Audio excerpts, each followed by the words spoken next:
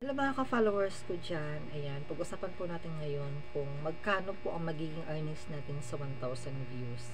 Okay, so, kasi may napanood kasi akong isang vlogger na sabi niya kasi is, sa 10k views daw is nakaka-earnings lang daw sila ng $1. $1, diba?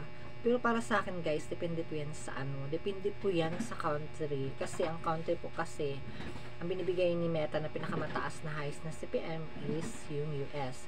And then, mababa lang talaga yung Philippines. Kasi ang Philippines kasi is 2 point something lang siya. Ayan. So, ang iba kasi sa 1,000 views lang po yan. Nagkaka-earnings po sila ng $5. So, ang iba naman, nagkaka-earnings ng $1,000. Depende po, $1 pala, I mean. Depende lang po yan sa country po natin. Ayan. So, mahalaga po na malaman ito guys kasi